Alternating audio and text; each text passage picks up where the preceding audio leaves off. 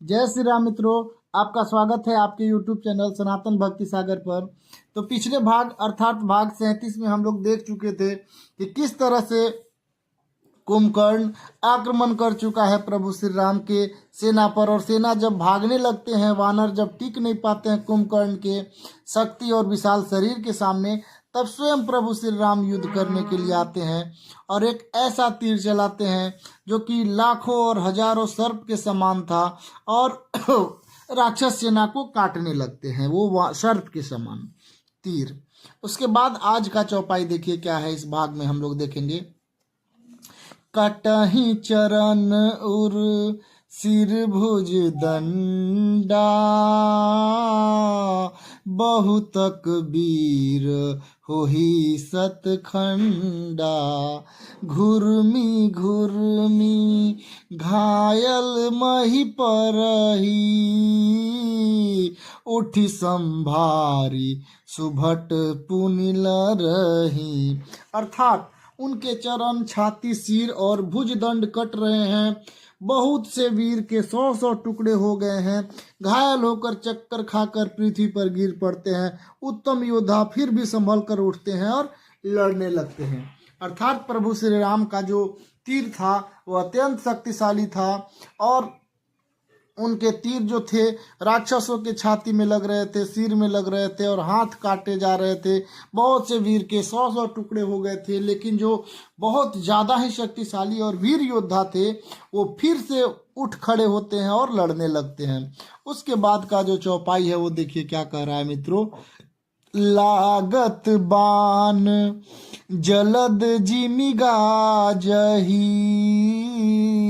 बहुतक देखी कठिन सर भाजही।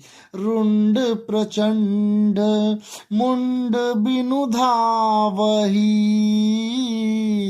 धरु धरु मारु मारु धुनि गावही। बाण लगते ही वे मेघ की तरह गरजते हैं। बहुत से तो कठिन बाण देखकर ही भाग जाते हैं। बिना मुंड सिर के प्रचंड रुंड धड़ दौड़ रहे थे और पकड़ो मारो ऐसी शब्द का चिल्लाहट हो रही थी।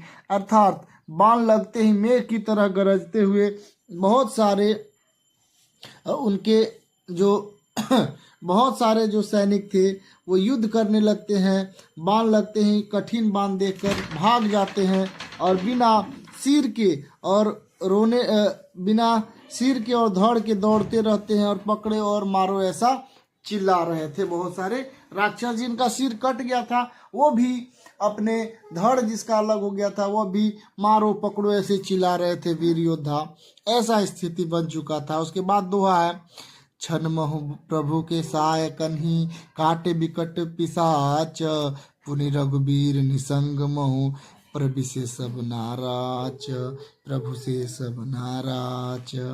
प्रभु के बाणों और क्षण मात्राओं से भयानक राक्षस कट कर रख दिए। फिर वे सब बाण लौट कर प्रभु श्री राम के प्रकस में घुस जाते हैं। यानी प्रभु श्री राम ने जो बाण चलाया था उससे बहुत सारे राक्षस सभी मारे जाते हैं और जब उनका अंत हो जाता है तो फिर प्रभु श्री राम का जो बाण था वो वापस उन्हीं के तरकस में वापस आ जाता है अपना कार्य को समाप्त करके। उसके बाद का प्यारा चौपाई देखिए। अब कुंभकर्ण क्या करता है। कुंभकर्ण मन दीख विचारी, हति छन माज निशाचर धारी। भाति क्रोध महाबल वीरा, कियो मृग नायक नाद गंभीरा। कुंभकर्ण के मन में विचार कर देखा कि श्री राम जी क्षण मात्र में राक्षसों का संहार कर डाला। तब वह महाबली वीर अत्यंत क्रोधित हुआ और उसने गंभीर सिंहनाद किया। यानी कि अभी राम जी सेना के साथ राक्षस सेना के साथ लड़ रहे थे। इसे देखकर कुंभकर्ण मन में विचार करता है कि देखिए किस तरह से प्रभु श्री राम ने क्षण भर में सभी सेनाओं को मार डाला। तब वह महाबली कुंभकर्ण अत्यंत क्रोधित होता है और गंभीर सिंहनाद करता है, यानी गरजता है। उसके बाद देखिए क्या होता है। कोपी महीधर ले उपारी, डारई जह मरकट भट भारी, आवत देखी शैल प्रभु भारे, सारन काटी रजसम करि डारे। वह क्रोध करता है, यानी कुंभकर्ण क्रोध करके पर्वत उखाड़ लेता है, जहां भारी भारी वानर योद्धा थे वहीं पर फेंक देता है, और पर्वत के आते देखकर प्रभु श्री राम अपने बाणों से काटकर उसे धूल के समान चूर चूर कर देते हैं। जब देखता है कुंभकर्ण कि अब प्रभु श्री राम स्वयं आ गए हैं, तो बहुत बड़ा पहाड़ को उठाकर वानर जो सेना थे उनके ऊपर फेंक देता है, जिसे प्रभु श्री राम अपने वान से चूर चूर कर देते हैं और वो धूल के समान पर्वत हो जाता है। रास्ते में ही प्रभु श्री राम उस बड़े पर्वत को धूल के समान बना देते हैं। उसके बाद का चौपाई है। पुनि धनुतानी कोपी रघुनायक, छाड़े अति कराल बहुसायक, तनु महु प्रबिसी निसरि सर जाही, जिमि दामिनी घन माझ समाही। फिर श्री रघुनाथ जी क्रोध करके धनुष को तानकर बहुत अत्यंत भयानक बाण छोड़ते हैं, और वे बाण कुंभकर्ण के शरीर में घुस जाते हैं और पीछे से इस प्रकार निकल जाते हैं कि मानो पता ही नहीं चला, जैसे बिजलियां बादल में समा जाती है। जब प्रभु श्री राम ने एक भयंकर शक्तिशाली तीर चलाते हैं, तो वह तीर कुंभकर्ण के शरीर में घुसकर पीछे से निकल जाता है कि कुछ पता ही नहीं चलता है, जैसे बिजली बादल में समा जाती है। मतलब कुंभकर्ण के शरीर के उस पार हो जाता है तीर। सोनित सत्रवत सोहतन कारे,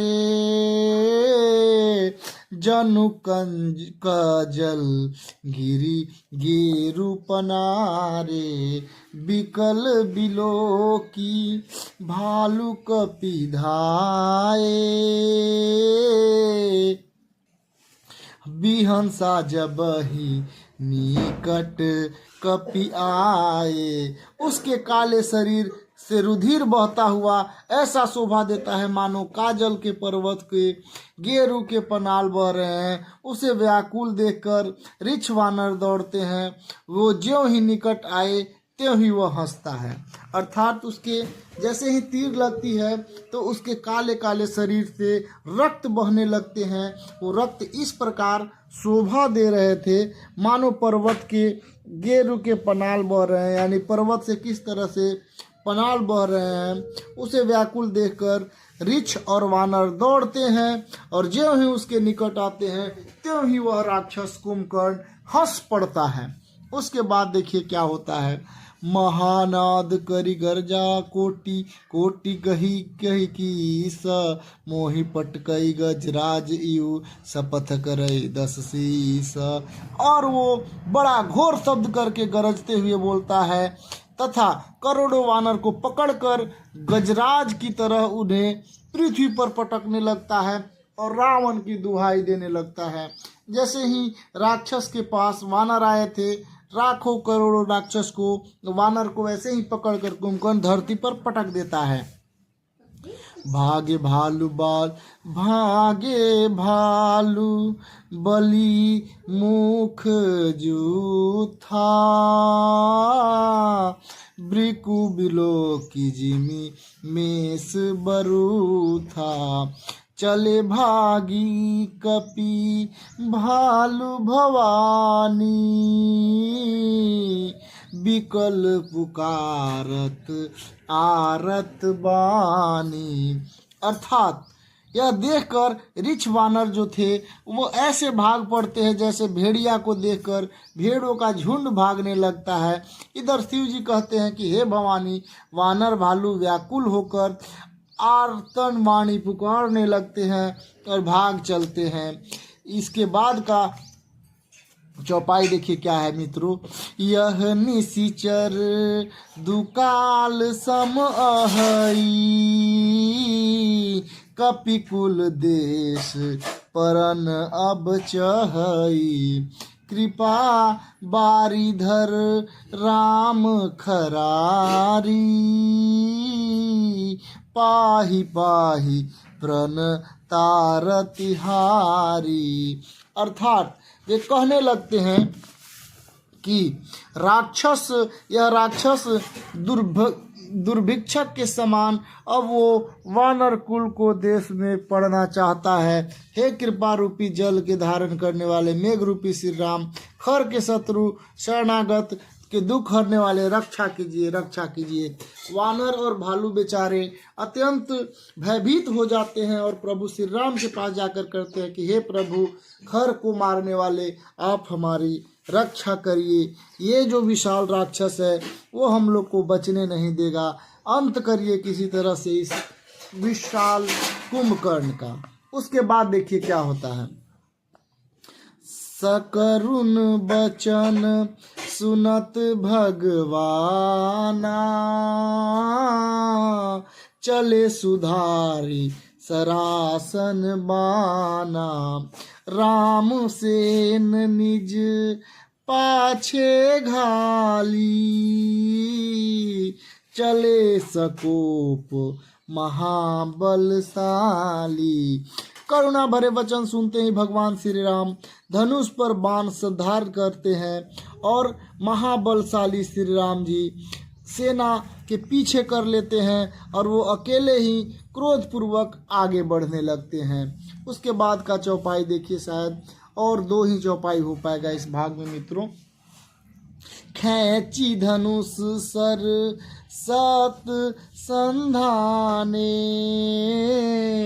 छूटे तीर शरीर समाने, लागत सर धावारिस भरा, कुधर डग मगत डोलत धरा। उन्होंने धनुष में खींचकर 100 बाण संधान किए और बाण उसके शरीर में समा गए। बाण लगते ही वो क्रोध भर कर दौड़ा और उसने दौड़ते ही पर्वत डगमगाने लगे और पृथ्वी हिलने लगी। अर्थात जैसे ही प्रभु श्री राम का तीर उसे लगता है वो उसके शरीर में समा जाता है, वह क्रोध से दौड़ता है और उसके दौड़ते ही पर्वत जो थे वो डगमगाने लगते हैं, हिलने लगती है पृथ्वी भी। उसके बाद का चौपाई है मित्रों। लिन्ह एक ते ही शैल उपाटी, रघुकुल लती तिलक भुज सोई काटी, धावा बान बाहु गिरिधारी, प्रभु सो भुजा काटी महिपारी। अर्थात उसने एक पर्वत को उखाड़ लेता है, रघुकुल श्री राम जी की तरफ चल पड़ता है। वह भुजा ही काट देते हैं श्री राम जी। वह बाएं हाथ में पर्वत को लेकर दौड़ता है, प्रभु श्री राम जी उसका वह भुजा भी काट देते हैं। उसके बाद देखिए क्या होता है। काटे भुजा सोह खल कैसा, पछहिन मंदर गिरी जैसा, उग्र बिलोकनी प्रभु बही बिलोका, ग्रसन चहत मानहु त्रैलोका। अर्थात भुजाओं को कट जाने पर वह दुष्ट कैसे शोभा पाने लगता है, जैसे पंख का मंदराचल पहाड़ हो। उसने उग्र दृष्टि से प्रभु की ओर देखा, मानो तीनों लोगों को निगल जाएगा। अर्थात कुंभकर्ण पूरे क्रोध से प्रभु श्री राम की तरफ देख रहा है, क्योंकि उसके दोनों भुजाओं को प्रभु श्री राम काट चुके हैं। तो ये था भाग आज का मित्रों। आपका प्यार और सपोर्ट के लिए आप लोगों को बहुत बहुत धन्यवाद। हम मिलते हैं अगले भाग में। जय श्री राम।